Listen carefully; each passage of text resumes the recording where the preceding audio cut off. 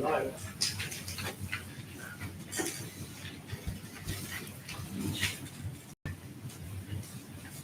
Oh, I thought you were finding somebody else. Good to see you. You're alive. I'm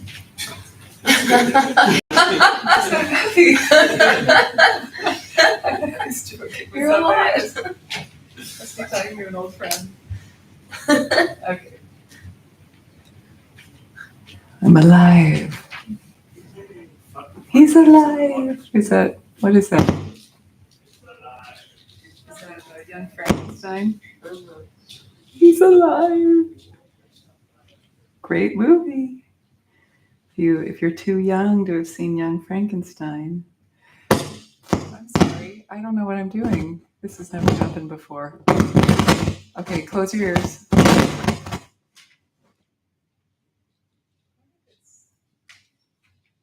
Sam, I need your help.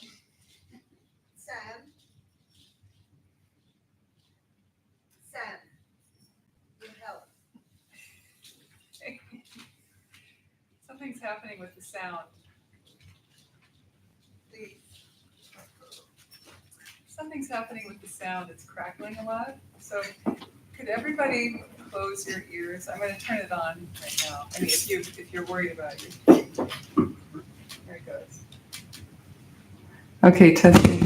Yeah, see what's going on. Okay, that's never happened before. Yeah, it sounds like the cabling is starting to die. Yeah. Yeah. Why don't we swap it?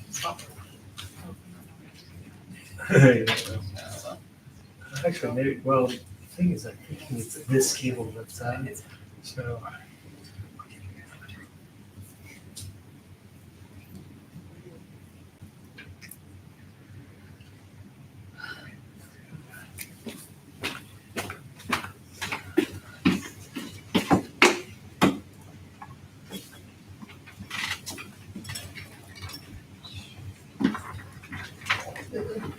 Gene Wilder, Young Frankenstein. Who's seen it? A lot of us. No, but not. That's definitely something you need to see. It's really funny. It's super funny. Right? It's so funny.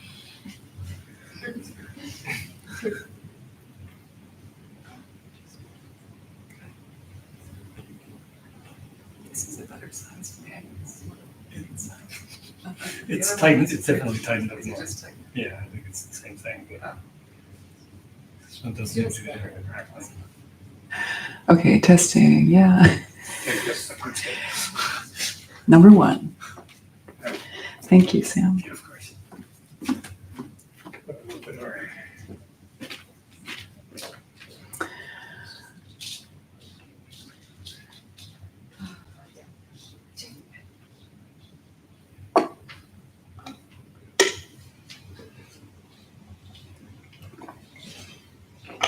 Okay, so welcome everybody. My name is Chandra. How many people are new tonight? I see some unfamiliar faces. Welcome. Welcome to the Olympic. Is this your first time at the Olympic? No, but you're new to this class. Okay, great. This is my weekly class. We come every Tuesday and work through some text or teachings, some themes. We move a bit. We meditate and we chant often too, and have Dharma discussion as well. So that kind of shifts depending on my mood, to be honest, what feels like is good and needed. And I also like to be responsive to the room and who's here. So, but that's the general framework: meditation, mantra, movement. And tonight we are starting a new text. So 2 weeks ago, we concluded about a 1.5 year study of wonderful classic Mahayana Buddhist teachings called the Mind Training, the 7-point mind training of Cheikawa Yeshe Dorje. So we went very slowly through this Tibetan text. So we graduated. Some of you were in there and you graduated. You studied that and brought that to completion. Last week we did Feeding Your Demons, which is a thing I do once a quarter or so, where we I guide you through this 5-step personal process. So we had that kind of theme last week, and we'll do that again in about 3 months. And now tonight starts the first night of studying this wonderful text called On the Path to Awakening, or On the Path to Enlightenment. It's a compilation of profound, beautiful teachings called the Heart Advice from the great Tibetan masters. It was compiled by a wonderful man named Mathieu Ricard. He's a French philosopher and Buddhist monk who I guess was voted the happiest man in the world, which is such a silly thing. He totally said, stop, don't say that. But he wrote a book called Happiness, and it was very successful and talks about Buddhist meditation and so on. He's participated in a lot of the neuroscience around brain activity and deep states of meditation. So he's been measured, and he's like off the charts with the depth of samadhi he can go into, theta brainwaves and so on. So he's a very interesting man, and he has written a lot of books, compiled a lot of beautiful teachings he translates. And these are sayings, short teachings that he's read and translated over the many decades of his work and study. And he gathered them together and published them in this book. And it traverses the entire Buddhist path from beginning, middle to end. So foundational contemplations, introductory teachings, and then taking us through contemplations and teachings, meditations, all the way up through nature of mind and the more advanced teachings, particularly found in Dzogchen, the Great Perfection, and Mahamudra, the Great Seal. These are beautifully very esoteric teachings in Buddhism and Buddhist Tantra. So I've done this before where in a group I've taken people through it week by week over a period of a year or so. And it was really a fruitful study. And I haven't done that here in this community. I did that.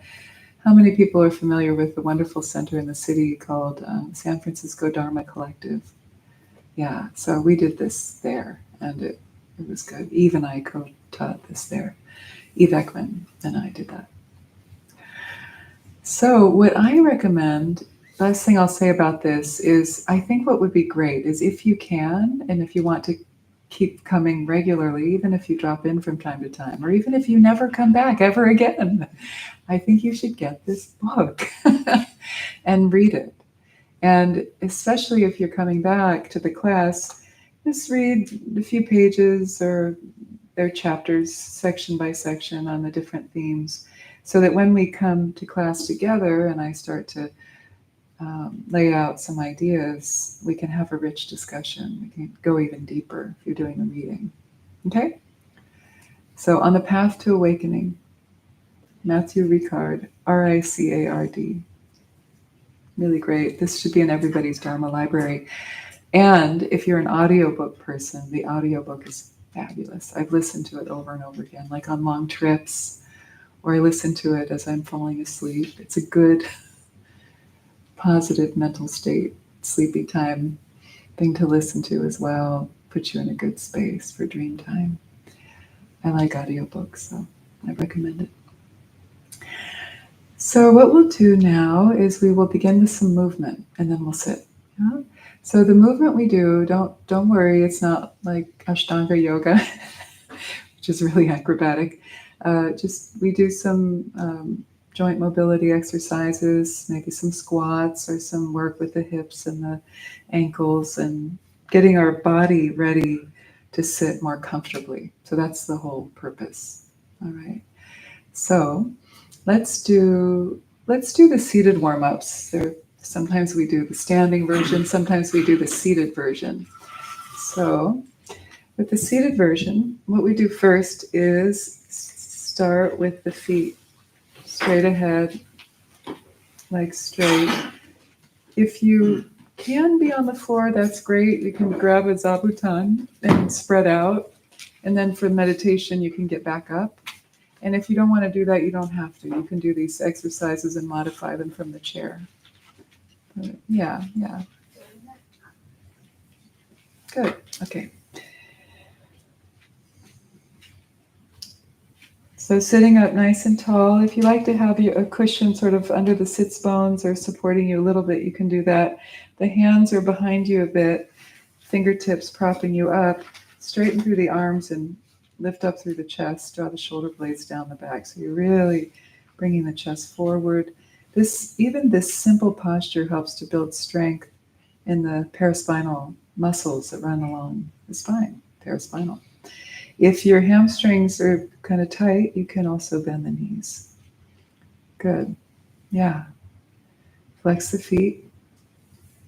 And see if you can keep the feet flexed, the heels drawing forward, and then relax the toes. Relax the toes. Yeah. Breathing down into the belly. And release. Good. Now staying here, we're going to begin by moving just the toes. Right, left, alternating. So bending the right and the left, just the toes. So this is really good for the nerves. Run down the legs into the feet. So we'll do 10 reps each side. 5, 6, 7, 8, 9, 10. Good. And then point the right foot, left foot, right, left. 3, 4, 5. Keep the chest lifted. 6, 7. Keep breathing. 8, 9, and 10. Good. Flex and circle to the left, so counterclockwise. Don't copy me because I'm not mirroring you. Go to your left. 1, 4, 5, 6. Full rotation. 8, 9, and 10. So you're really challenging the joints. 1, 2, increasing circulation, nerve functioning. 6, 7, 8, 9, and 10. Good. Now take your right ankle and cross it over the top of the thigh, above the knee. If you can, interlace the fingers between the toes, or if you don't want to take your socks off, you can just grab the tops of the toes. So the left hand is weaving between the right toes. So left hand that's doing that. Good. Stabilize the ankle or just above the ankle with the right hand and start to crank the ankle. 1, 2, 3, 4, 5, 6. We're going to do 30 tonight. 9, 10, 11, 12, 13, 14, 15. Making circles, circles, circles, circles. 21, 22, 23, 24, 25, 26, 27, 28, 29, 30, and reverse. 1. You know how the old-fashioned cars, you had to really crank them to get the engine to start?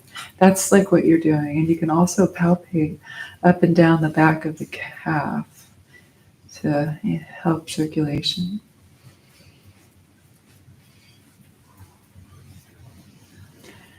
Twenty-one, 22, 23, 24, 25, 26, 27, 28, 29, 30. Good. Other side.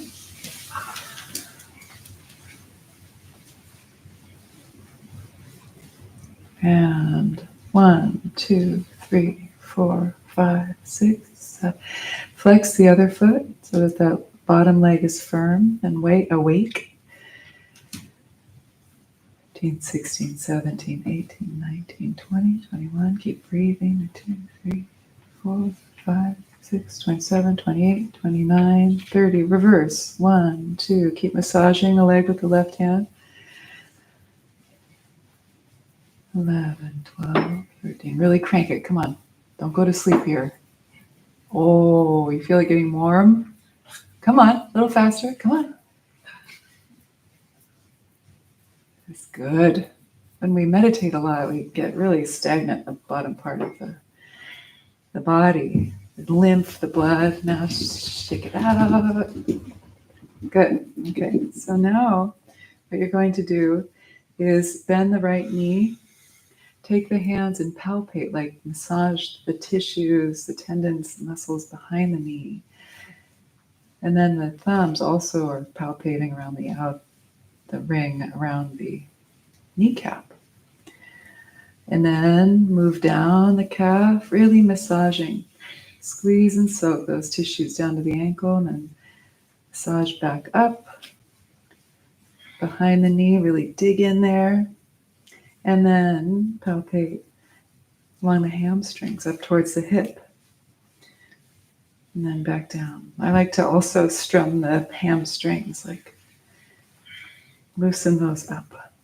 Release the sciatic nerve. You know, the sciatic nerve gets bundled sometimes in the tight muscles there, and it can cause pain. So this is one way to loosen it up. Okay, other side. One of the most important yoga teachers of our time, BKS Iyengar, I tell this story a lot, so you've heard this before if you come to my class, but I only was able to take one workshop with him ever. It was very memorable. He was a wonderful teacher.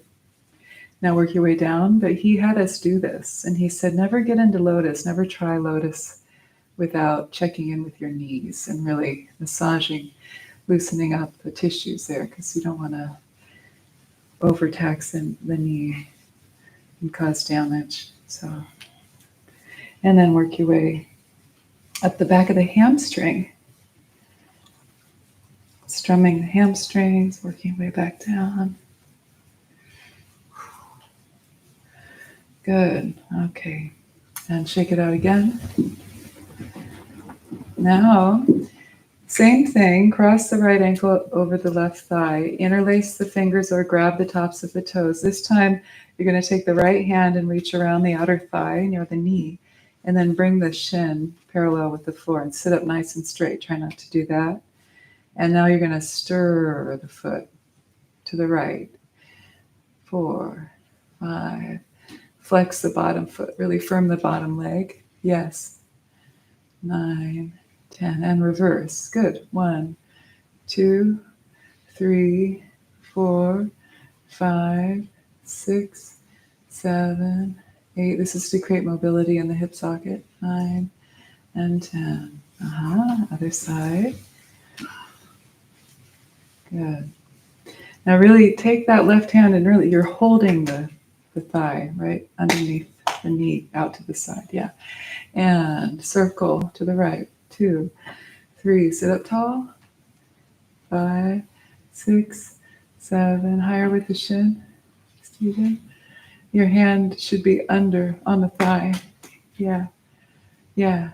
And reverse. 1, 2. Flex the bottom foot. Don't let that right leg go sleepy. So try to get the movement more in the hip socket. Yeah. And 10. Good. And release. Ooh.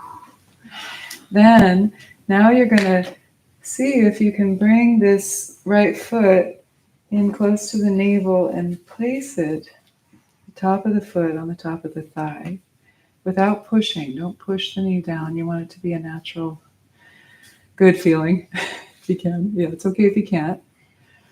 So, wherever you are is good. It's where you're meant to be. If you can't bring it up close to the hip, you can put it back down by the knee.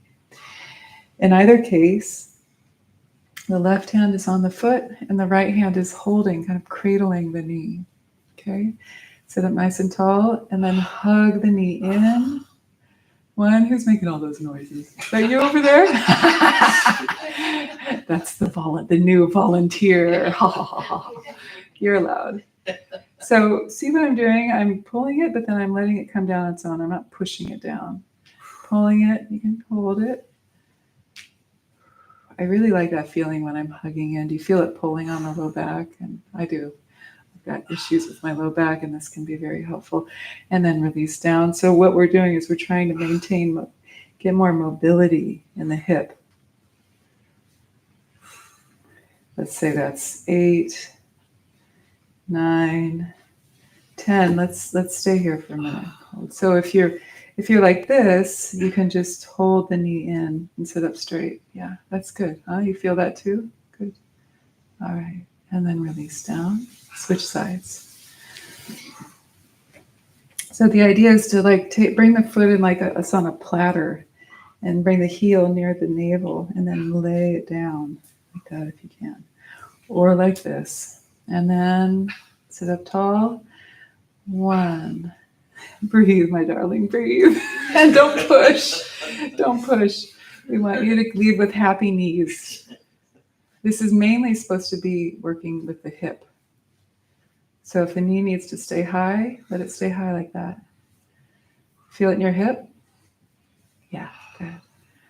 This is actually some Japanese style Qigong that I learned a long time ago in warm-ups. And I've had back surgery and especially issues with my left side, my left leg. I've recuperated my nerves on my left side with these movements. So I'm a believer. Okay, let's say 9, 10, and then take a moment to really sit up tall and hug it in.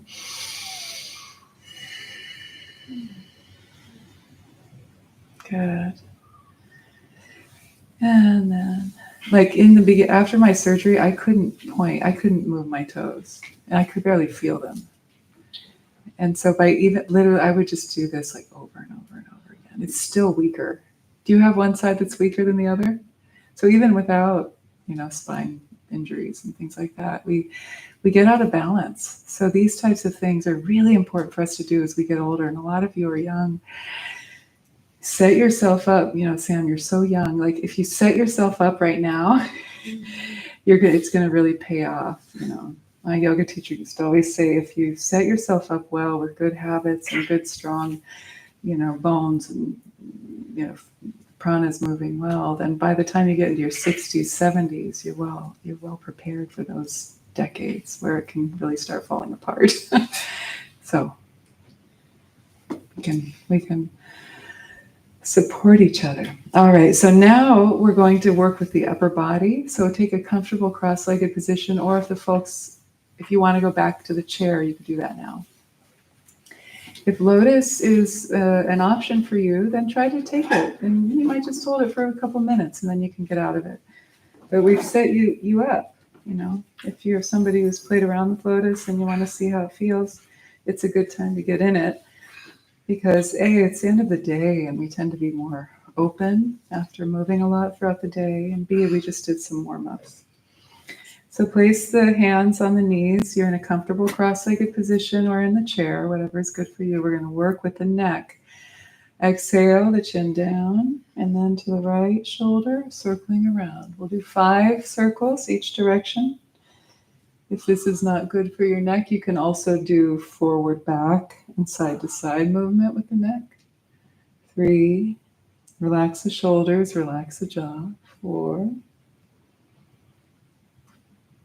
and 5, and then reverse. As you move the head, keep the breath descending down into the belly. 1, 2, 3, keep breathing. It's a kneel, right? Keep breathing. The yoga shouldn't be creating these sounds. You know what I'm saying? Like it means you're pushing too hard. So we want you to, feel good. Don't want it to be torturous. All right. Take your hands, place them down and really push at the crease of the hips and then forward, up, back and down. 1, 2, bring your hands to the crease of your hips, my dear. So yeah, push down. Yeah, that's it. Good. 6, 7, 8, 9, 10. Good. Reverse. 1, 2, 3, 4, 5, 6, 7, 8, 9, and 10. Take the back of the hands together. And then bring the hands towards the heart and make an offering. This is for the elbows. The wrists stay together as they wind around. So it's like they're always touching. It's like you're playing a game. Can I keep the wrists touching as I move? 4, 5. Notice if the shoulders start hiking up. Release the shoulders down. 6, 7, 8, 9, 10. Now reverse. Now you get to receive the gift, keeping the wrists together. 2, 3, 4. This is a little harder to keep the wrists together, but you're keeping the hands together. 6, 7. You're starting to feel warm. 8, good. 9 and 10. Good. Now you're swimming the breaststroke, and you cut across the waist with the palms up, then turning. Breaststroke. Cutting. 3, 4, 5, 6, 7, 8, 9, 10. Now reverse. So cutting across and then out to the side. So they just stay shoulder height. They don't go higher. And then roll, cut across the back of the hand. So you see how I'm turning the shoulders? Back of the hands come, and then you roll, cut across. Back of the hands, roll, cut across. That's it. 3, 4, 5, 6. You're good. Yeah. It's okay. Yeah, and I like the improvisations happening in the little close quarters.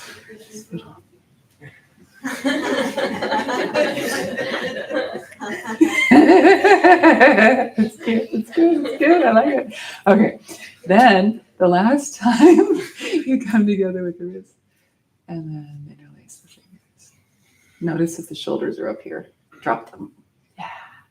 The wrists are level with the face, and start to rotate the wrists. This is more of a double time thing. So let's say we've done 5, 6, 7, 8, 9, and 10. And reverse. 1, 2, 3, 4, 5, 6, 7, 8, 9, and 10. Now release the hands and spiral to your right. Tap the shoulder and the kidneys. Shoulder, kidney. Back and forth. 3. This is for the spinal column. Let the head turn.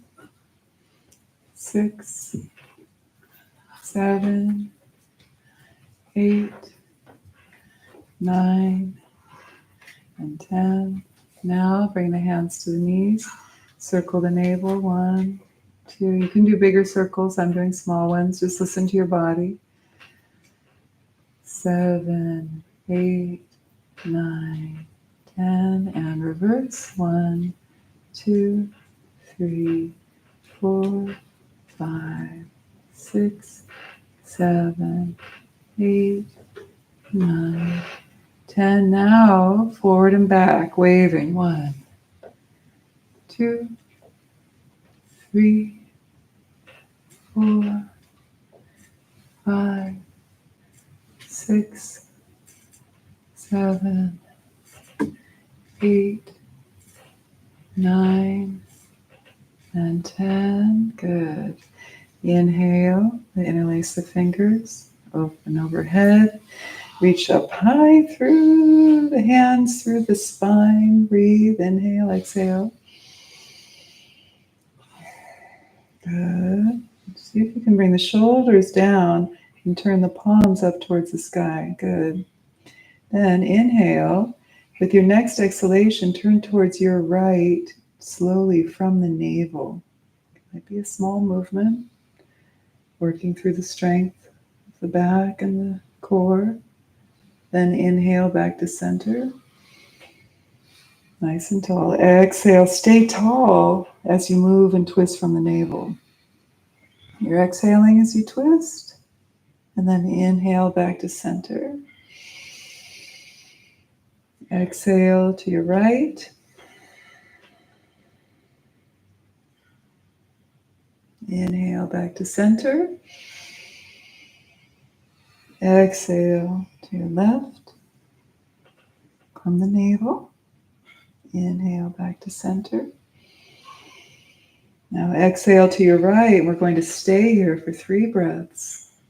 Lifting up and then twisting. Seeing if you can get a little more space with each breath. So you're building strength here Usually when we twist, we use our hands or our arms to leverage and push and pull. But here, all you have is your own strength. It's safer. It builds stability. Good. Then inhale as you come back to center. And then exhale to the left. 3 breaths holding. Inhale. Exhale. Inhale. Sits bones nice and even. Exhale. Inhale. If you need to bring your arms into prayer, you can also do that variation. Exhale. Now we'll inhale back to center. Inhale. And then exhale. Release the arms out to the side. Not all the way down yet. You're going to draw the palms up. And then the thumbs point down. Turn the shoulders. Bring the hands behind you and either hold your elbows, or if you can do reverse prayer, you do that. So either hold like this, sit up nice and tall, or take the palms together and make reverse prayer, pressing the palms together. Inhale. If it's okay for your neck, then exhale, release the back of the head down towards the fingers, towards the arms. 3 breaths. Keep the mouth gently closed, and that stretches the scalenes, the muscles, the front of the neck.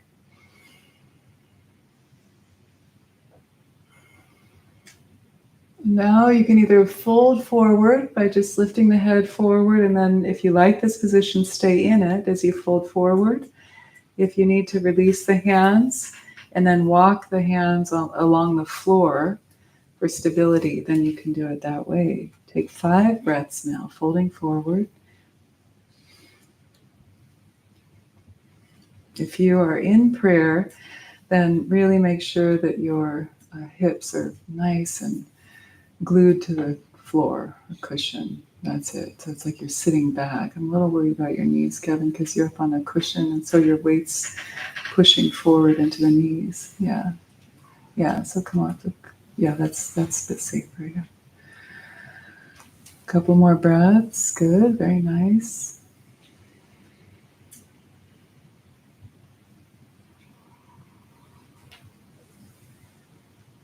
And then slowly come up. Couple more things. All right, come. You know what this is. Toe torture. Okay, you're going to come up and sit on your heels, turn your toes under, and your knees are wide, like this. So the sits bones are right on the heels, sitting up tall. If that's not an option, and if you have sensitive toes, or if you have issues with your feet, you can do it on your zabuton, stay on the cushion, or you can do it on the ground. If neither of those are good options, you can also come up and do this. But in some shape or form, I want you to stimulate your toes. Good. So then now breathe. Don't get hysterical. Okay, so then hug the thumbs around inside of your fingers, place them on your thighs. And now we're going to meditate for 30 minutes.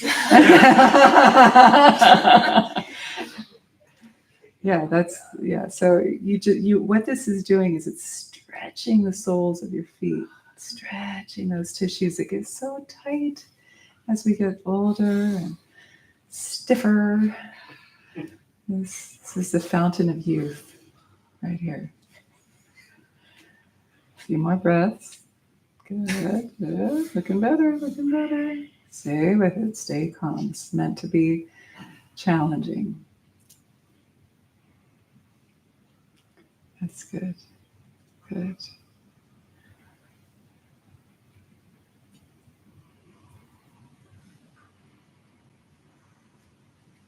And then the next exhalation, come down by bringing the knees together.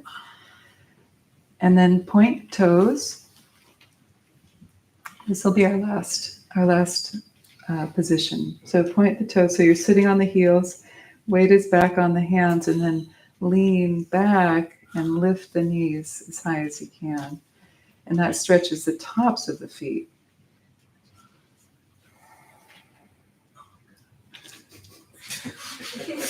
This is a very lively group tonight. Oh God! Oh God! That's why it's religion, What's right? happening? Exactly. Keep praying. Oh God! Oh God! Pray to Tara now. Say Om Tara. Oh, Save your ass. Save me from my feet. Woo. Okay, we'll stop there. There are other. There, I know. I mean, if you're dying to do the other foot exercises, we can do it. But I think that's enough for tonight. Okay, how are you feeling? Feel different? Yeah, it doesn't take much. This is the kind of sequence you can do when you feel like, oh, I can't do any yoga. I'm too tired, Well, there's stuff you can do sitting down and still get the prana moving.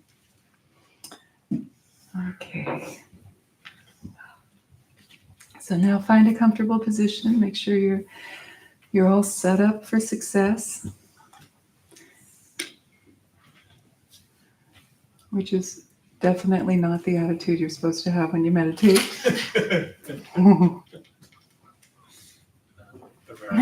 But you want some kind of fighting chance. So anything under your knees or your hips to help you be comfortable.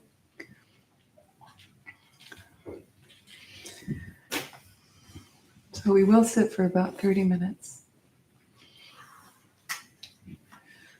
Allow the eyes to close.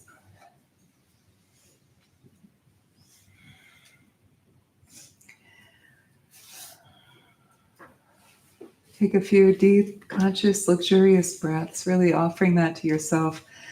Deep breath, and even if you wish, you can exhale through the mouth long and slow to release any residual tension in the body and mind. It's a great tool to relieve anxiety, stress, worry. A long and slow exhalation, a bit longer than the in-breath, is proven to help tone the vagus nerve and bring the parasympathetic nervous system online. So, last one.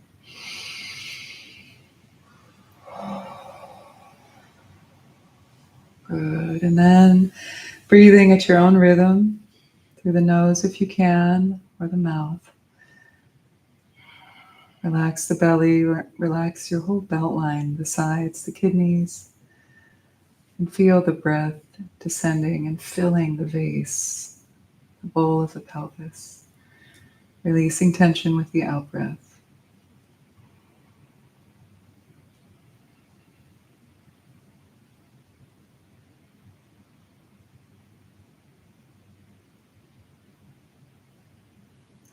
Take a moment to personally, internally arouse bodhicitta, your motivation infused with a heartfelt calling or wish to be of service through your awakening.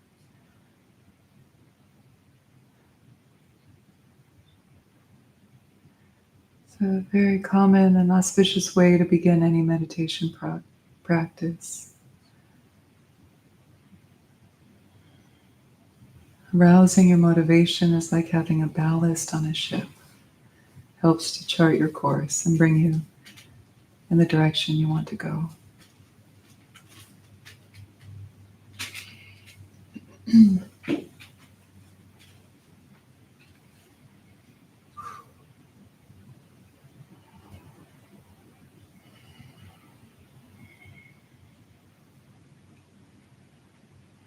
then letting the breath release even more deeply into its own natural rhythm, free of any control or effort. The backdrop of your practice is mindfulness of breathing, this quality of being anchored in the body with the breath.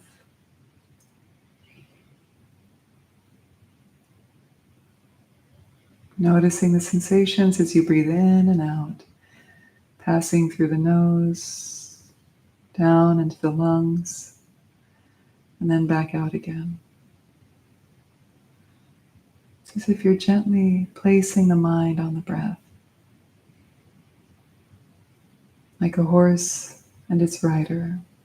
The breath is the horse, the rider is the mind, your attention. With each out breath, let spaciousness infuse the whole field of your experience. It's the first ingredient to meditation, is relaxation.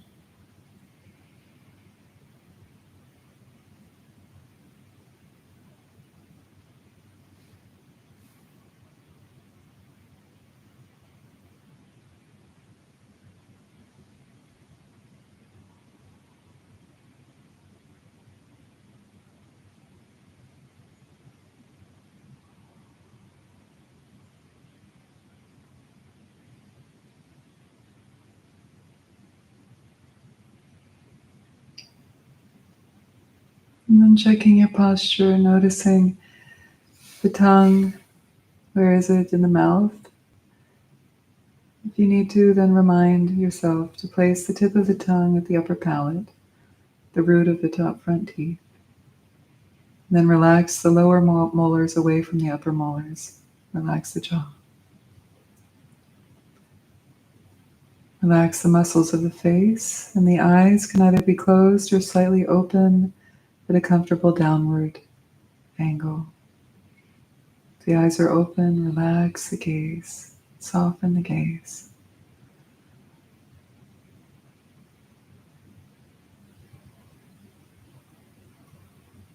The chin is slightly drawn in, making the shape of a shepherd's crook with the neck, lengthening the back of the neck. And then the chest is lifted. It's as if the chin and the chest are magnetized towards each other. And the shoulders release down the back. The spine is straight but not rigid.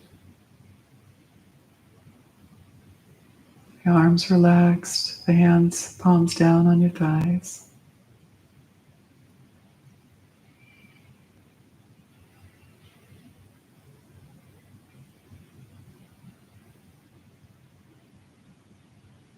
The hips and belly relax the low back.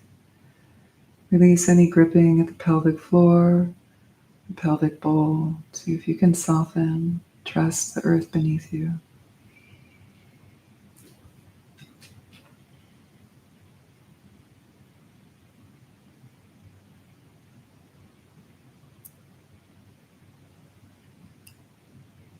And rest the body still like a mountain.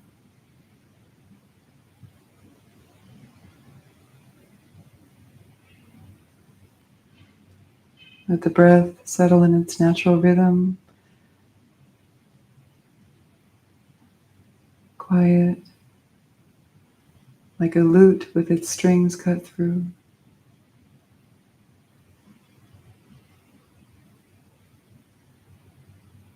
And rest the mind spacious like the sky. Free of center, free of periphery.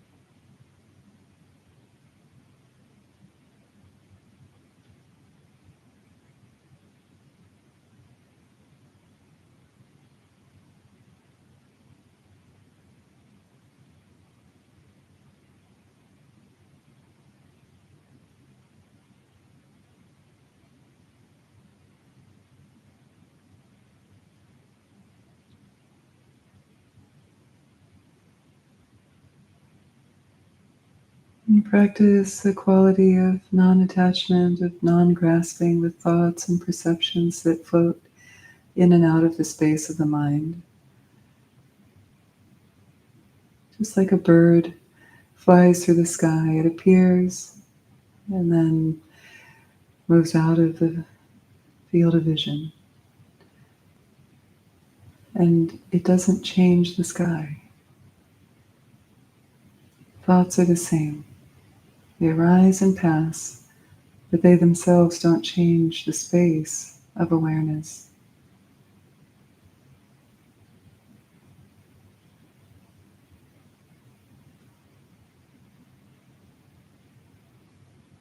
See for yourself.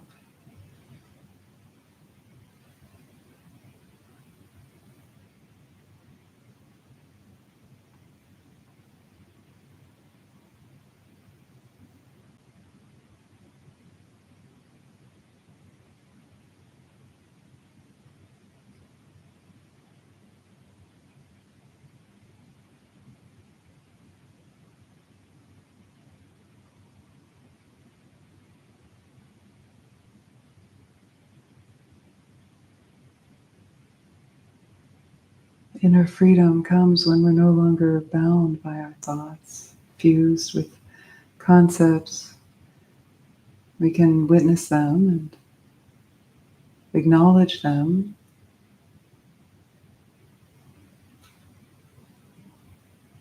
but we're not ruled by them.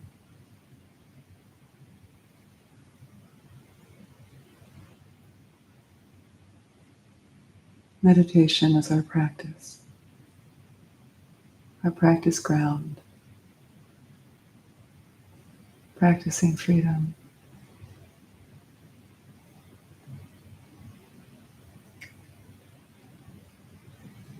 And we do that by naturally liberating thoughts as soon as we notice.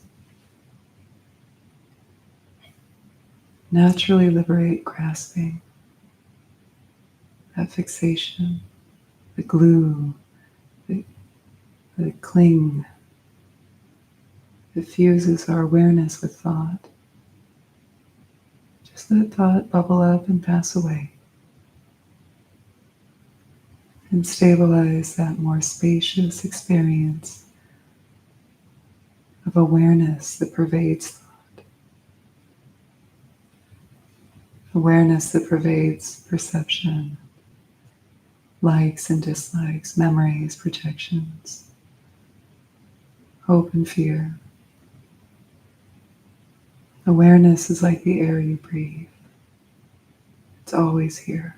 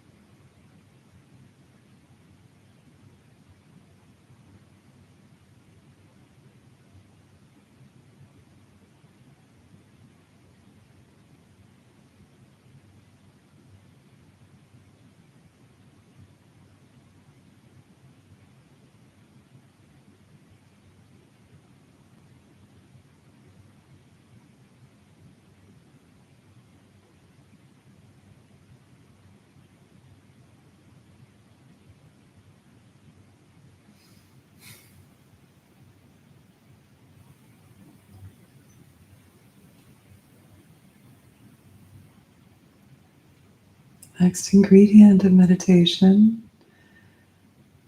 after relaxation is stability. Can you thread your awareness moment to moment to moment like a string of pearls, a mala?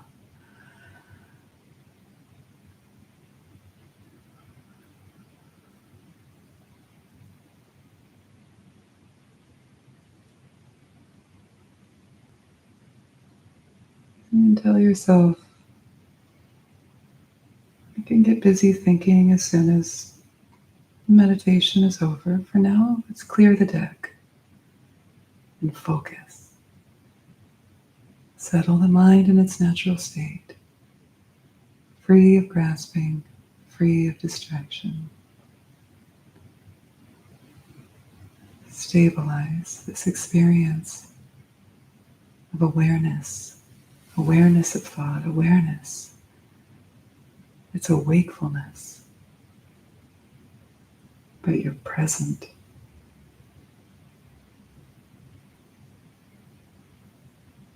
Hold your ground. Your only task is to not wander.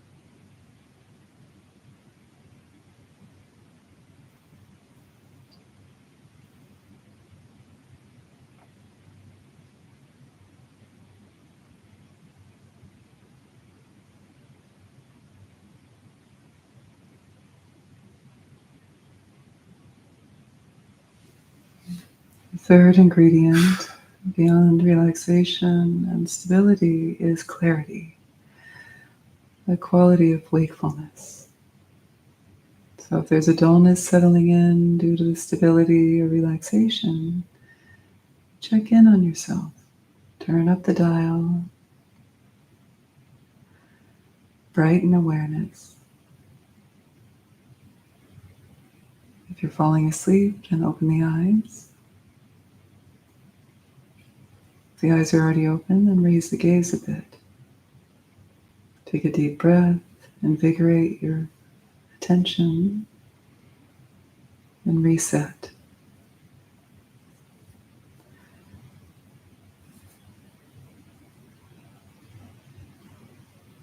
But fatigue, boredom, distraction, none of that needs to be a problem. They're all appearances within this broader sky-like awareness.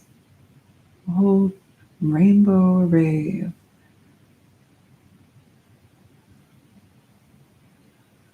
our human circus can play itself out, and we need not be pulled hither and yon by the appearances. Hold your ground.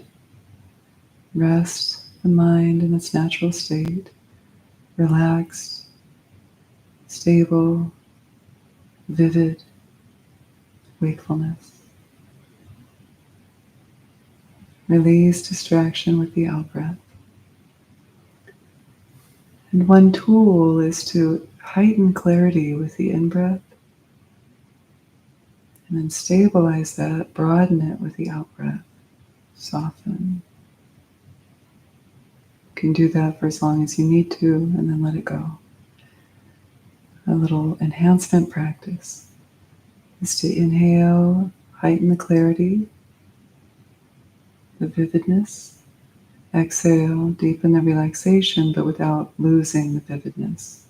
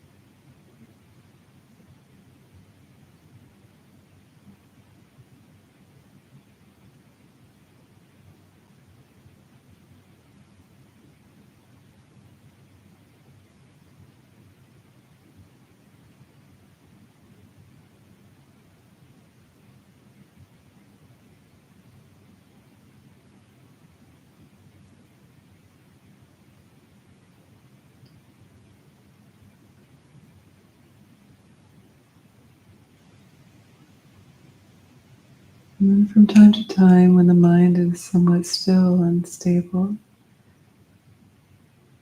another enhancement practice is to ask, who is meditating?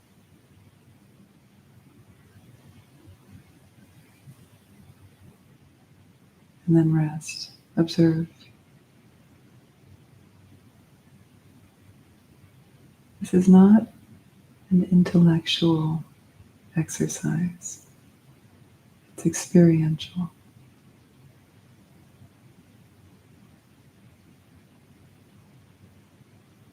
Who is asking? And then look. Who's asking?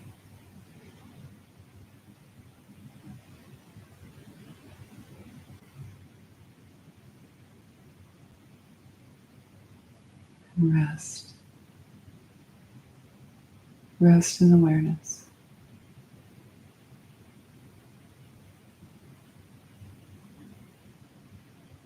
Duality collapses. The natural non-dual state arises.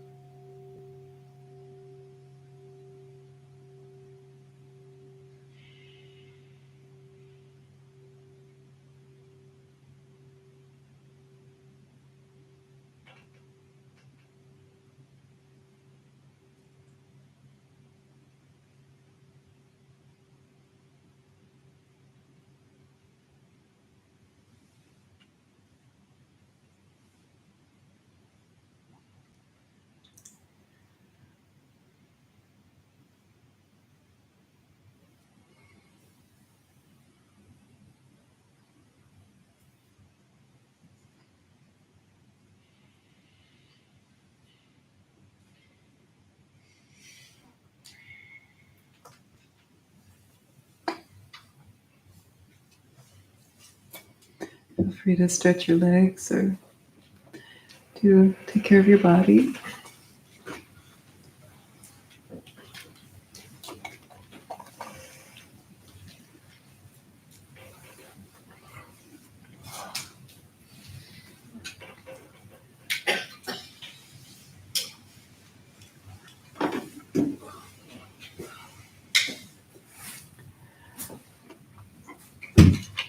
Oh, this old body.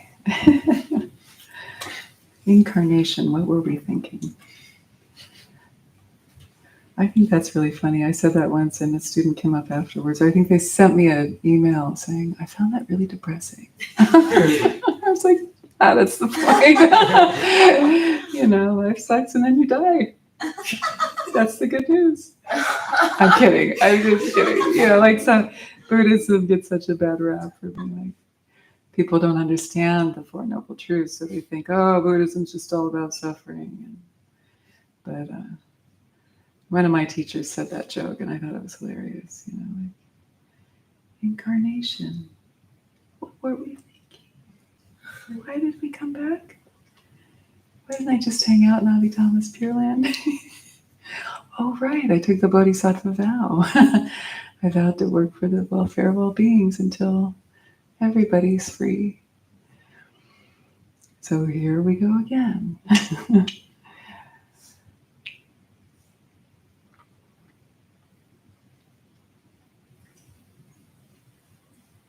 A question coming out of practice? Does anybody have anything they'd like to share or ask based on the practice before I dive into the book?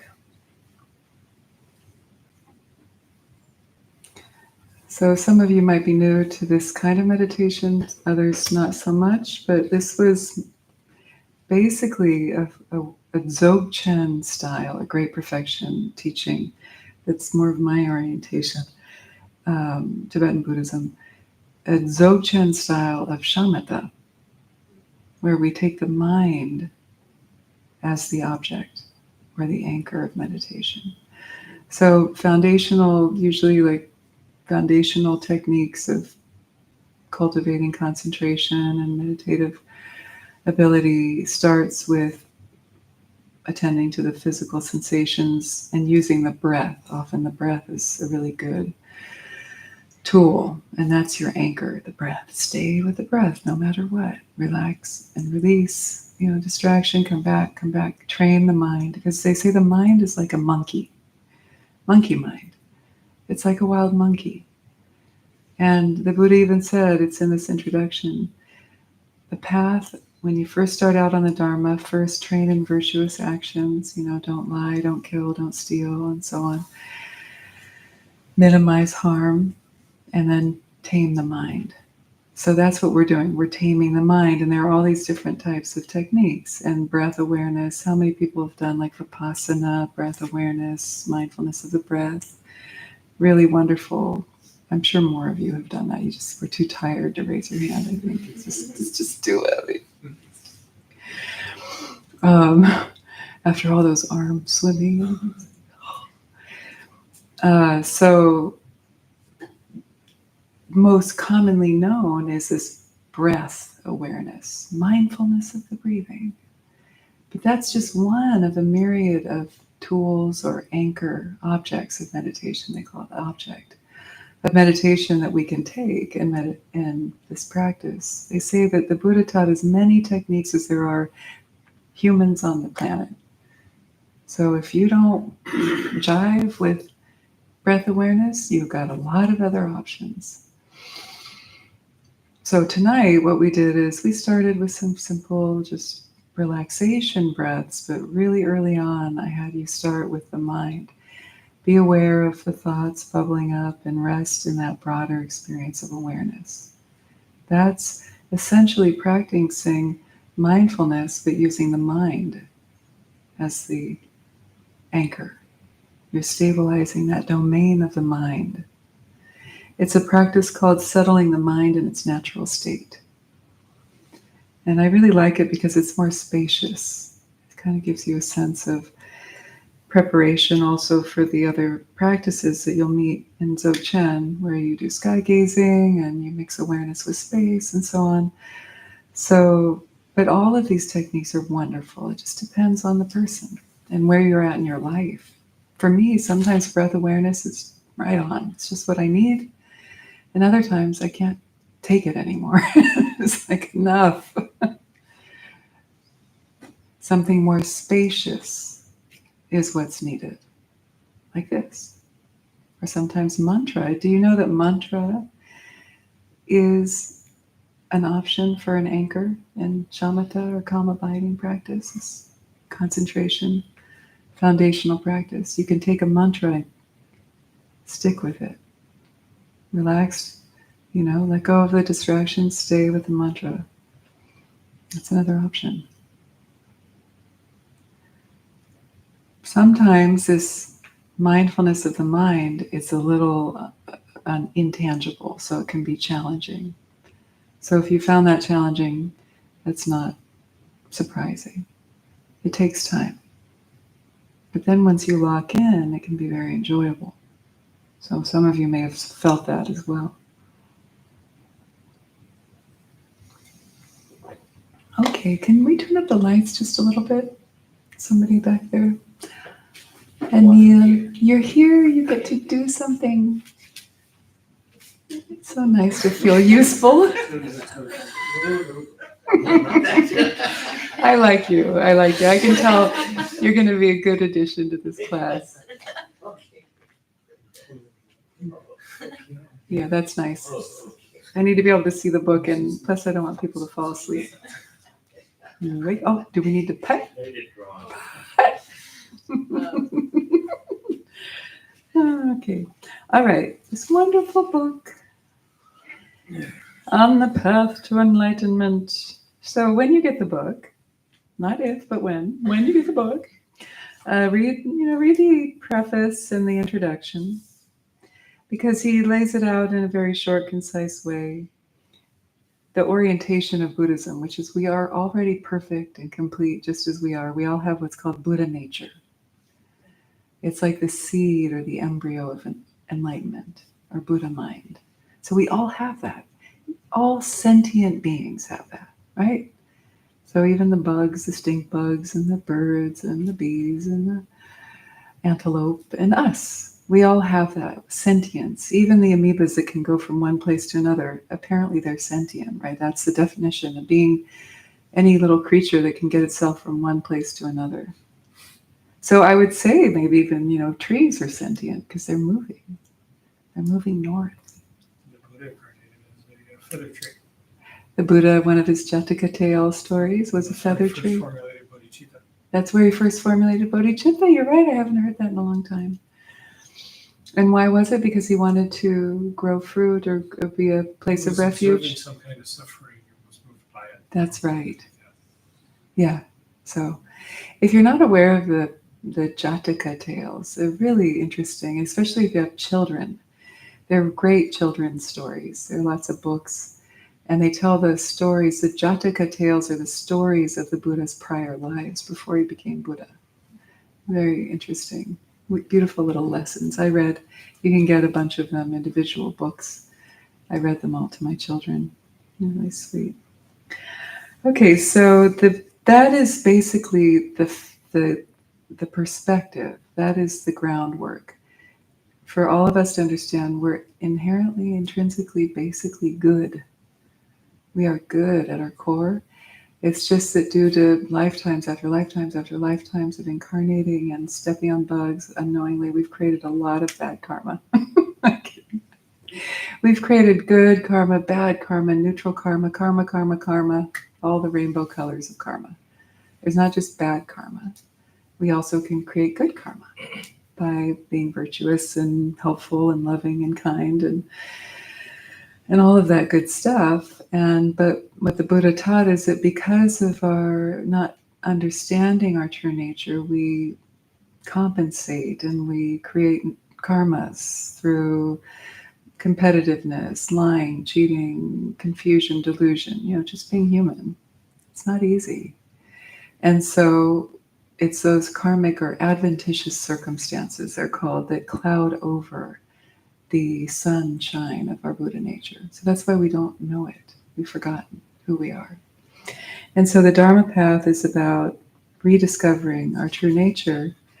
I like to say, I think last week I said this, or 2 weeks ago, is basically Dharma practice is about befriending ourselves.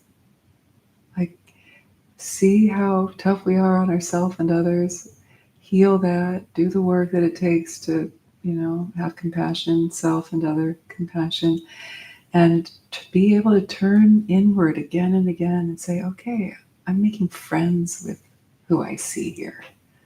I'm not alienating or exiling or judging or beating up on that person anymore. I'm turning in, I'm doing the healing, I'm building respect and love and confidence and the capacity to befriend my relative level self, which is just the normal self, daily self, and then deeply also tasting the depth, the beauty and the depth of who we are at our core, the Buddha nature.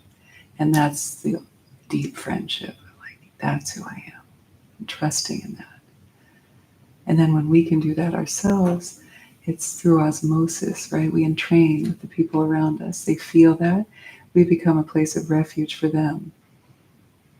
And then that ignites that in them. They feel good around you.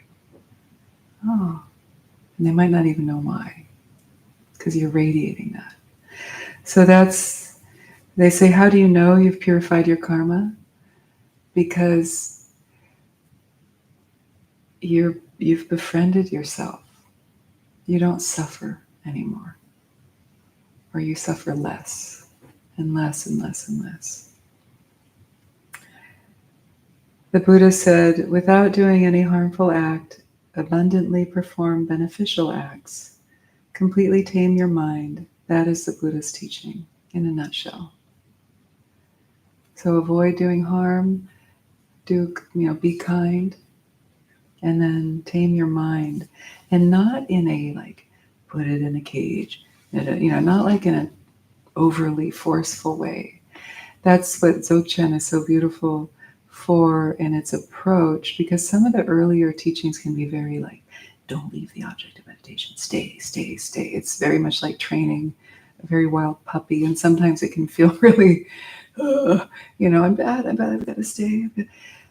What's cool about Dzogchen, this technique of more spaciousness, is the founder, the first teacher of it in Tibet, named Padmasambhava, in the 8th century, he said things like, let the mind roam free like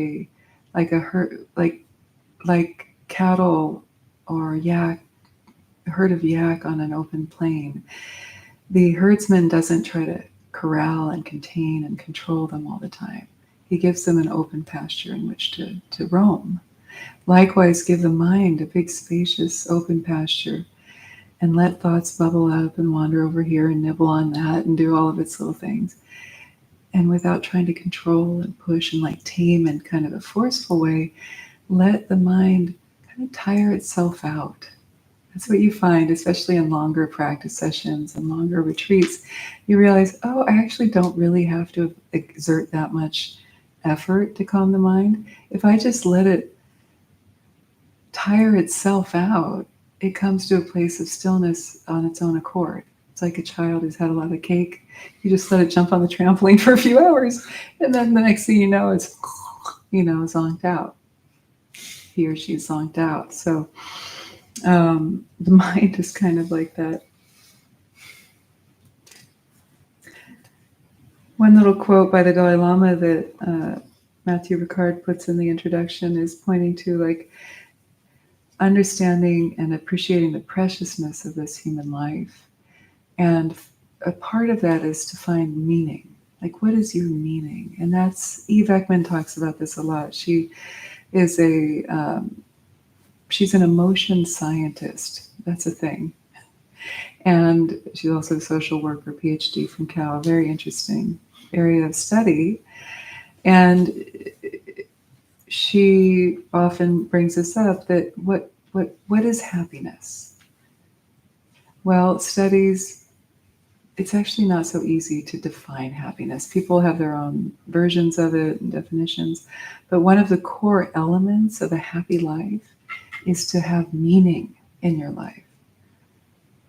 So when we have meaning, like what drives you, what gives you meaning, then that gives you a sense of purpose and fulfillment and joy or happiness, even if you've got all the material goods or not.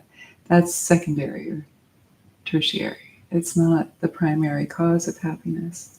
So the Dalai Lama says, the question is not whether life has meaning, but how each of us can give it one.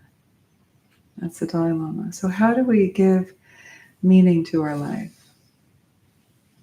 Well, the first part, the first section, is called Turning the Mind to the Spiritual Path. And then within that, the first chapter is the value of human life, the value of human existence. It's a very common way to start the path, is to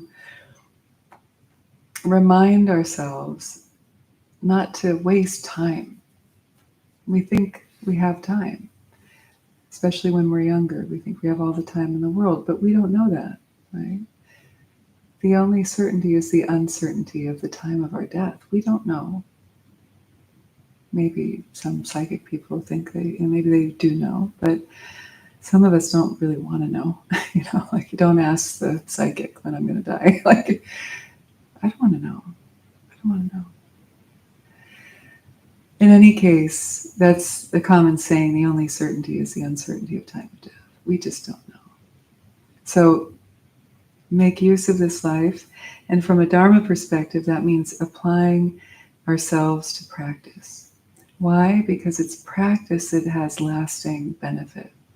Because we're training the mind, we're opening to the Buddha nature, and it's that experience and stability and good habit that we're building through the Dharma practice that moves from one life to the next, to the next, to the next, until we become a Buddha.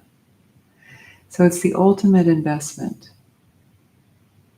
We can't take our looks, we can't take our bank account, can't take our loved ones, but it's believed that the consciousness goes from life to life to life. And the consciousness holds what are called the karmic imprints. So if we're sowing negative karmas, then those seeds will go from one life to the next. If we're sowing positive seeds, then we'll reap those benefits in the next life. One of my mentors would say, never stop learning. Like till the day you die, just keep learning because you take it to the next life. I thought that was so cool. I thought, oh yeah, when I'm done with my master's or something or PhD, I'll be done and I can relax. He's like, no, just keep on learning. We don't really think about that, or at least are taught that so much in this culture. It's my experience. Because our culture doesn't really, the Christian, not some Christians do, but most Christians don't necessarily think of existence in terms of reincarnation. So we do good in Christianity. We do good. We have service. It's a beautiful tradition, so that we go to heaven. And Buddhists kind of think in the same way too. Sometimes, you can opt to go to a Pure Land, a Buddha field.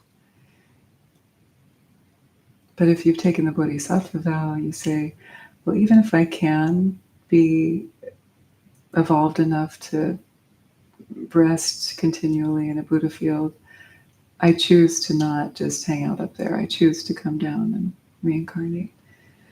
Like the Dalai Lama posits that Jesus was a bodhisattva, incarnated, the incarnation of God, to be of benefit in the world. And some Christians think that's sweet. Others probably don't care for it. Doesn't matter. In any case, the first topic of exploration tonight is this value of human existence. Because we all have this Buddha nature. What's interesting is they say because we are a human, we have just enough suffering to motivate us to practice, but just enough freedom and capacity with this frontal lobe and our logical mind and that mind drawn towards spirituality to to practice. Instead of being an animal or a hell being or a god, being a human is an optimal rebirth.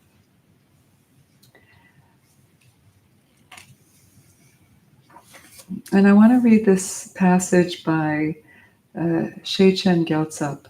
It's one of the great Dzogchen teachers of Tibet.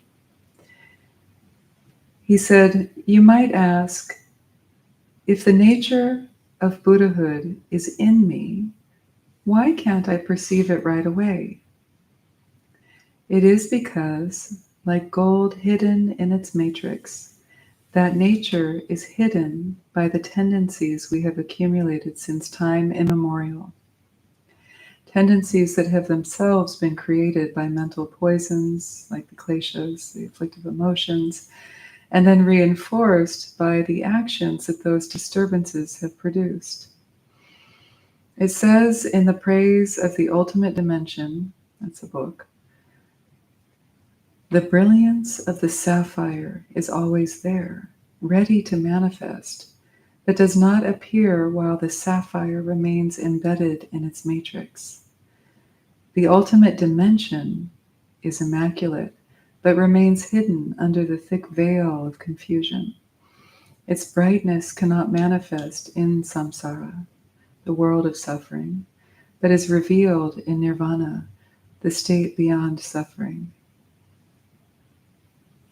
You might also wonder if it is possible that all beings, even dogs or pigs, have deep in their consciousnesses the many qualities of Buddhahood, such as the 10 strengths. These are like clairvoyance and reading minds and all sorts of things. Those qualities are in fact present in the potential for enlightenment of all living beings. The fundamental nature of consciousness and its attributes cannot be separated, just as fire cannot be separated from heat. But these qualities are not manifest. It is like a sword whose sharpness remains invisible while the blade is in its sheath, or like a mirror which has the capacity to reflect shapes and colors, but not while it remains in darkness. The qualities of enlightenment are inherent in consciousness, but can remain invisible for a long time. The ultimate nature of mind, emptiness endowed with the qualities of supreme enlightenment, is always present in us, but remains latent until we recognize it and become familiar with it. It is not enough to intellectually understand. I want you to take this to heart because it's too easy to do this. It is not enough to intellectually understand the nature of mind. We have to get rid of the veils that obscure it. And the best way to do so is to generate bodhicitta, the mind of enlightenment, which is the supreme intention to achieve enlightenment for the benefit of all beings. That is the only way to discover true enlightenment, or in other words, to become Buddha. Compassion, of course, along with many other things, because bodhicitta is not just compassion, it's also understanding emptiness. Emptiness and compassion is the nature of your own mind, unified. And we'll go deeper into that. So what I thought we would do is end with some chanting to the Tara that is all about bodhicitta, the spirit of awakening, for the benefit of all beings. On your chant sheet, on the back side, you have mantras, and it's the it's the second mantra there. I should say the first Tara, by the way. This is the first Tara. It says second Tara, but it's the first Tara, Tara Turavira, and that means she is the swift heroine. She's the first of the 21 Taras, and she increases bodhicitta in the hearts of all beings. So we'll spend about 5 minutes chanting, okay? Sound good? And so this chanting will be our conclusion, it will be our dedication, it will be all of this. Praying to Tara, the mother of all Buddhas, to increase the heart of bodhicitta within ours, with our hearts and all beings as well, and remove obstacles to liberation. That's her superpower. So the mantra goes Om Tare Tutare Ture Bodhicitta Svaha. Repeat after me. Om Tare Tutare Ture Bodhicitta Svaha. So it means Om, O Tara, O powerful, swift one, Tara. Bodhicitta, the spirit of awakening. Svaha, so be it. Okay, this has a melody, 2 parts. You can listen and then join in. Om Tare Tutare Ture Bodhicitta Svaha. Om Tare Tutare Ture Bodhicitta Svaha. I'm going to start a little higher. Om, Om Tare Tutare Ture Bodhicitta Svaha. Om Tare Tutare Ture Bodhicitta Svaha. Om Tare Tutare Ture Bodhicitta Svaha. Om Tare Tutare Ture Bodhicitta Svaha. Om Tare Tutare Ture Bodhicitta Svaha. Om Tare Tutare Ture Bodhicitta Svaha. Om Tare Tutare Ture Bodhicitta Svaha.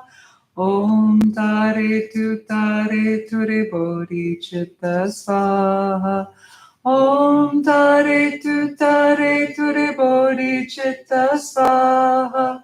Om Tare Tutare Ture Bodhicitta Svaha. Om Tare Tutare Ture Bodhicitta Svaha. Om Tare Tutare Ture Bodhicitta Svaha. Now next part, listen. Om Tare Tutare Ture Bodhicitta Svaha. Om Tare Tutare Ture Bodhicitta Svaha. Om Tare Tutare Ture Bodhicitta Svaha. Om Tare Tutare Ture Bodhicitta Svaha. Om Tare Tutare Ture Bodhicitta Svaha. Om Tare Tutare Ture Bodhicitta Svaha. Om Tare Tutare Ture Bodhicitta Svaha. Om Tare Tutare Ture Bodhicitta Svaha. Om Tare Tutare Ture Bodhicitta Svaha. Om Tare Tutare Ture Bodhicitta Svaha. First part. Om Tare Tutare Ture Bodhicitta Svaha.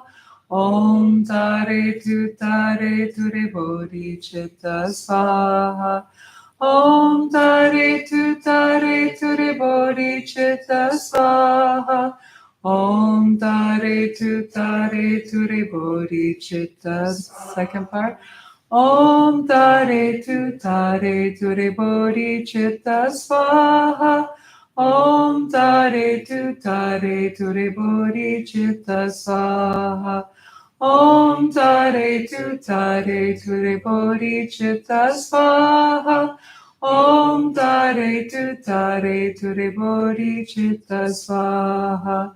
Om Tare Tutare Ture Bodhicitta Svaha.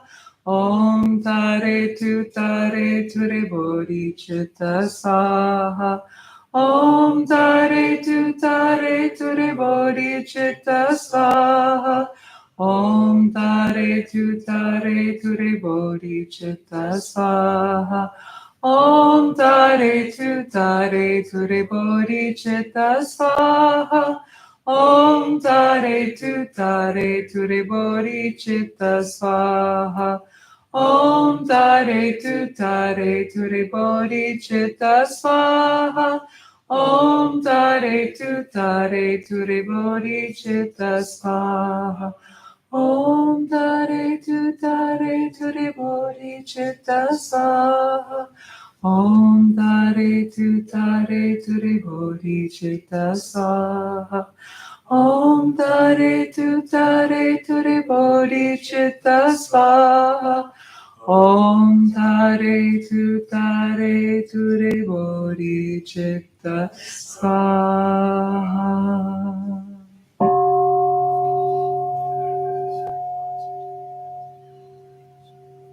Dedicate the mirror for the benefit of all beings, all the good energy we've cultivated through our practice and study. May all beings awaken to their Buddha nature through this merit.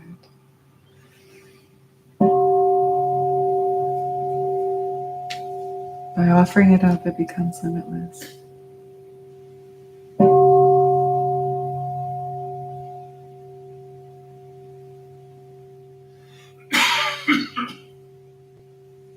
Thank you, thank you, thank you, thank you.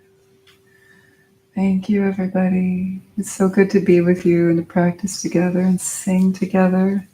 Really, I love hearing your voices, and the collective voice is so much better than Zoom. Isn't it? It's so good. It's so good. So thanks for coming and practicing in person. I will see you next week, perhaps. Feel free to drop in anytime. And I want to say that we have a wonderful event coming up on June 15th, Sunday, 7 o'clock.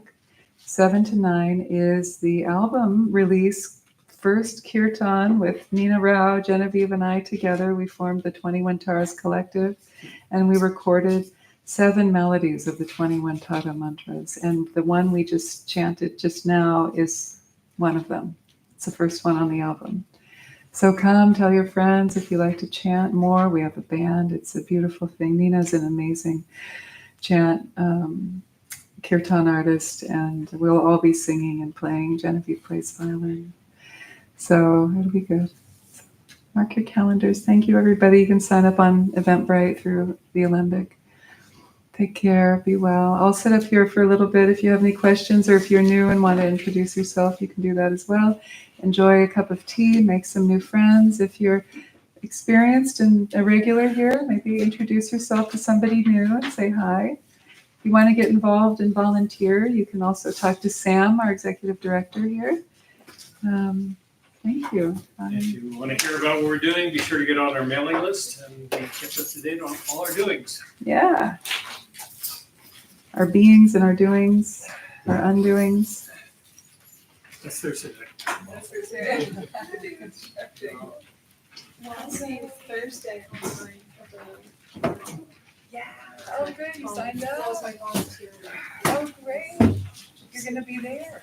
Well, not there, but they gave me They gave you. thank you. Got it. You can do a program online. Good. Hi. Good.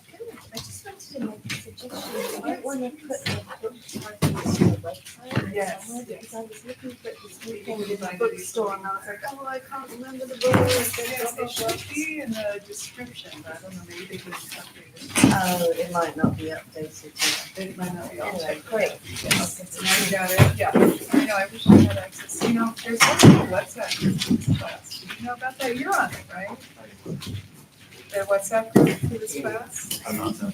Oh. I was, but I think I released myself. From the social media stuff, yeah. So But yeah, that's a nice it's important. place to share things.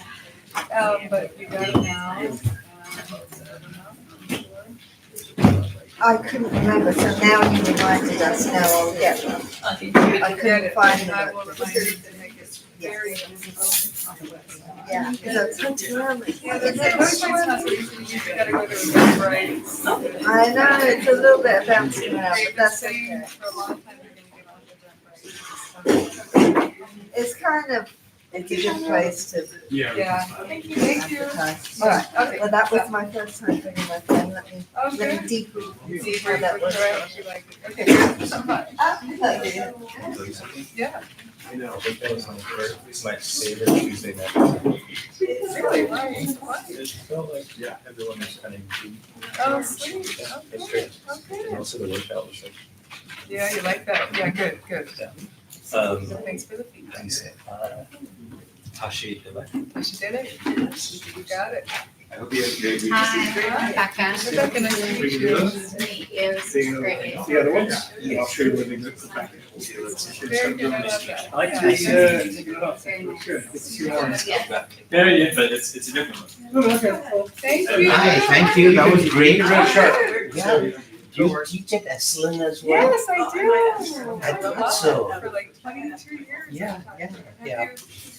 Have you, Yeah, I know Michael Murphy. you know Michael Murphy? Yeah. I've never met him. Oh, yeah. Over all these years, I wish I, Yeah, yeah. but I know he's. I've written 3 books Oh, yeah. at the intersection of science and spirituality, because I come from science background. What kind of science? I'm a rocket scientist, aeronautical engineer. Fabulous. Fabulous. So, Oh, what's, if you were to recommend one of your 3 books? which yeah, one would sure. you recommend? My first book is called Shiva's Dance. Wonderful. A scientist dances with the sages.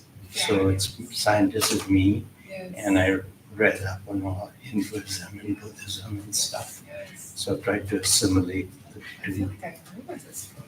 Yeah, it's Tell on me your Amazon.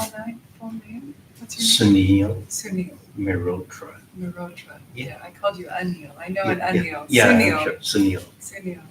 So yeah, nice to meet Tell you. me your last name again. Mehrotra. Yeah, 3 syllables. Me, Me.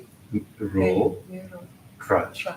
I can And send are you you of South Asian descent? or- Yeah. Where are you from? from North India. Uh-huh. From a, I I presume you've been. lived in Dharamsala for a year in really? Uttar Pradesh, so I know a little Yeah, bit of North India. Uttar Pradesh. I was born in Almora, near Nainital, Oh, okay. in the foothills of the mountains. Oh, wonderful, Yeah. wonderful. Yeah. Well, I Yeah, thank you nice for to coming meet to help. Yeah, You're overly absolutely. qualified. No, I'm a newbie here Good, it's a in great Oakland way. area. Oh, it's a So great I'm way. discovering, to- yeah, I'm looking for my tribe. You're very smart. Well, I hope you feel at home here. Yeah, This is a good try. Thank you. Yeah. I hope to see you Sunil. soon. Yeah, help again. Thank you. Yes, hi, my dear. How are you? I'm good. Good. You may be losing your mind. Future's off, right? Yeah, it's totally off. What's going on? Like Kundalini. It doesn't fit the description. Yeah. Okay. Like what are you feeling? Interesting.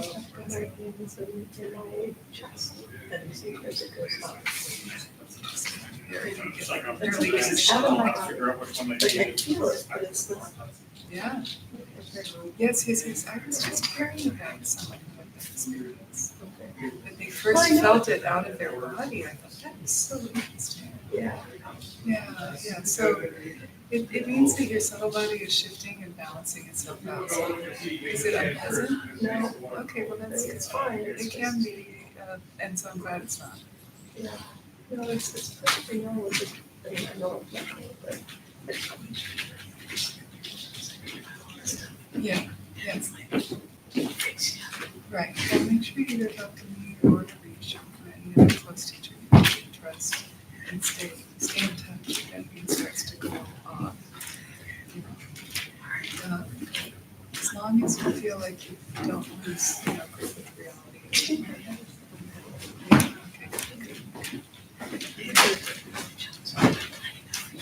Exactly. It's Like not- you used to tossing these things around, it's just I've like, been playing. Like with I- it, so. it's tossing.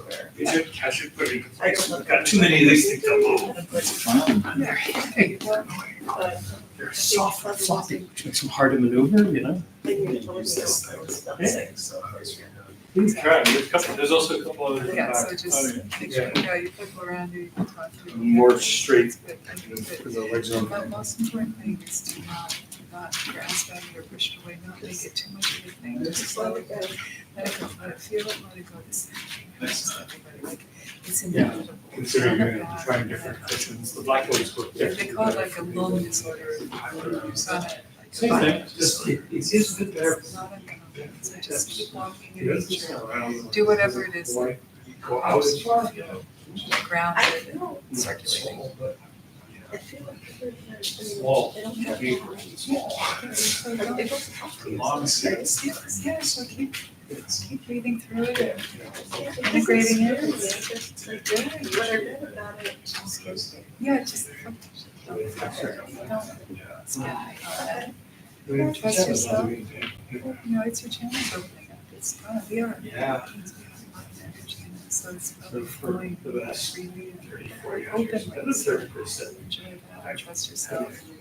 And then Right here. you just know what to do if you need. Oh, yeah. Living, right? But I've had stuff So like that. I know that stuff and how. If you're, you know, if you're eating well, if Not you're much. doing yoga, if you know, it's- Same problem, different tools, but it's, I've taken off your arm, shake it out, put it back. Alright, well, I'll just be coming back. You're coming back. Thank you. You're welcome. Keep chanting. It'll take a while. I think mantra is good. Mantras. Yeah. I do mantras Good. a lot. Good. Yeah, I'll keep that. Keep that going. Alright. Yeah. Thank you.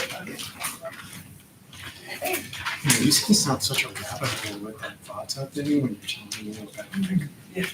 vata thing. Yeah. Yes, That was yes. so fascinating. Yeah, so let's, Well, I keep reading more and more about it and learning a ton about it. great. I'm completely overrated in vata. Yeah. I haven't done much about it yet. But Yeah, you will. Yeah, there's home remedies, there's home practices you can do. If you don't want to spend a lot of money going to this doctor or that practitioner, you don't have to.